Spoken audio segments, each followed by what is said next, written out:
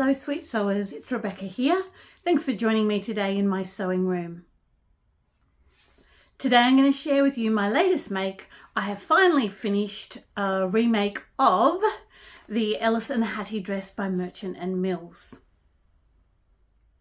I've just finished it off and taken a few photos, so hopefully you'll get a little bit of inspiration from it.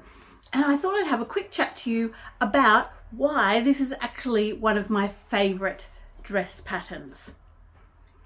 I really like a high neck.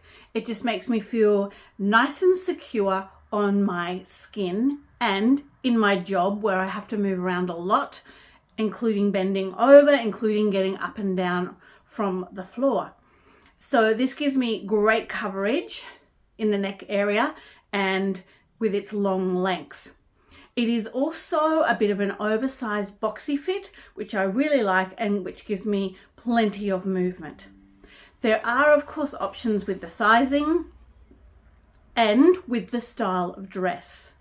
So my second make in this, because of the nature of the fabric, has ended up, the waist has dropped down a little bit further than I like, but it's still quite comfortable for me. But it is still that gathered waist, gathered high waist, which is great for movement. The Hattie version of the dress is sleeveless. The top part has lining as opposed to facing around the neck and the sleeves, and it has patch pockets on the outside. A great layering piece, I think, and really cool for summer. The Ellis, which is what I have made, has straight sleeves. It has tucks, 4 tucks along the neck and then 2 bodice tucks, and it has inseam pockets in the skirt piece. Of course, you can mix and match pockets and sleeves and things like that. Some variations that I have made.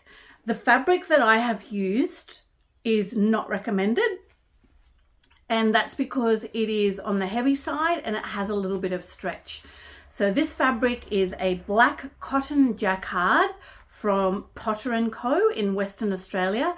I'm pretty sure it's still available on their website if you like the look of it.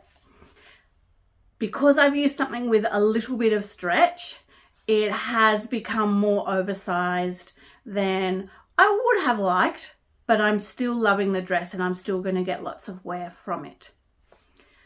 It's come off the shoulders a little bit, and as I said earlier, the weight of the fabric has just pulled it down a little bit further in the waist than I would have liked. I think, however, I often have a vision of something and I'm disappointed when it doesn't work out exactly as I like, but if I walk away, come back a week or two later and try it on, then I can appreciate it more for what it is. I think I'm going to get a lot of wear out of this dress because of the style and its roominess. I think it's a really nice elevated casual because of those I love those darts in the neck. I think they just add a nice little style. And I've changed the neck at the back a little bit. It's not supposed to have a buttonhole, but I found in the past when I've made a Rollo loop, it's felt a little bit too loose for me. So I added a buttonhole quite close to the edge instead, and I'm really pleased with that. It did have to go through quite a bit of fabric because of the thickness of the fabric, but it's worked out just fine anyway. I also changed the sleeves. The first time I made it, I had to take the sleeves off and replace them because they were just too tight for my own comfort. So I changed the sleeve pattern a little bit, just a little slash and widen, just to make a bit of extra room. Again, because of the fabric I've used, that was not really necessary after all, but it means I've got some very, very roomy sleeves. Originally, these sleeves came down to below my elbow, and I finished them off, put it on, and decided that I wasn't going to be comfortable and had a bit of an odd look They finished pretty much the same level as the waistline, and I just felt that was bringing too much attention to that one spot. So I actually chopped them off and then turned them again to make them quite a bit shorter. And I really like the look of it as well as the feel of it. I think this dress will not be great for the heat of summer. However, I think it will be good for autumn and spring and for layering up. I'm going to pop in some photos and a little video of how I've styled it. The first one is a lighter, warmer look, just with some brown tortoiseshell accessories. And the second one, I've laid it up a little bit so you can see that because of its kind of more boxy nature, it would definitely fit a shirt underneath if you were into layering. Not everyone wants to do their shirt collar right up to the neck, but I love that look as well as how it feels. So I've gone with that, but you could of course imagine it in your own way. And then I've just gone for the black and white with some earrings and some just everyday white Converse. Merchant & Mills has classed this as an intermediate pattern. I would agree with that because of the neck facing and the lining.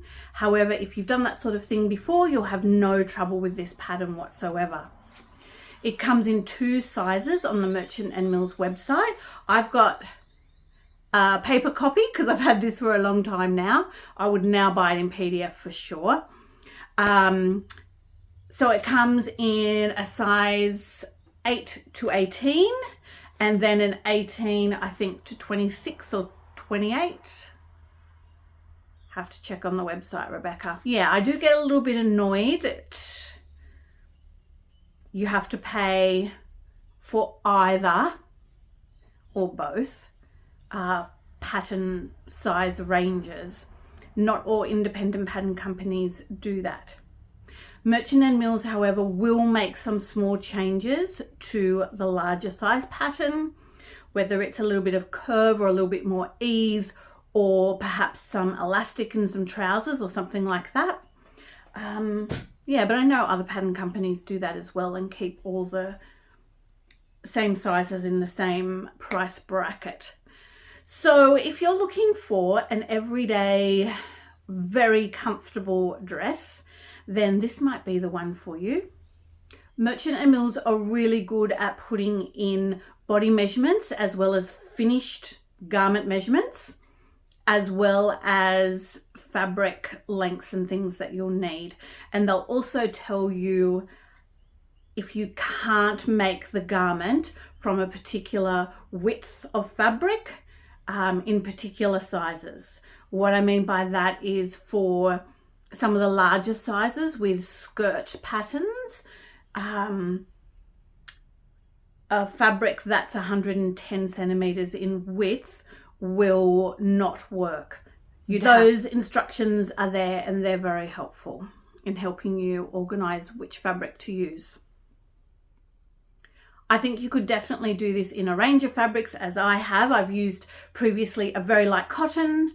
I've used a mid-weight cotton twill that had a little bit of stiffness to it, and I really like that too.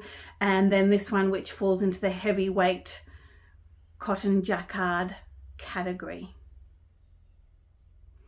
If you have a favorite tried and true everyday dress pattern, I'd love to hear about it. Have you tried either the Ellis or the Hattie? Did you love it? Did you hate it? Did you have to make some adjustments? Let us all know what has worked for you. Before I sign off, this is the Inez top by Charcoude Patterns. I've made it in a vintage French jersey. I do love the feel of it, but it is fast fading with the stretch and with the color. But that's what happens with vintage fabrics once you start washing it regularly. I hope you're doing well. I hope you're enjoying what you're creating. And I'll see you next time with my next make or my next dreams of making. Bye everyone.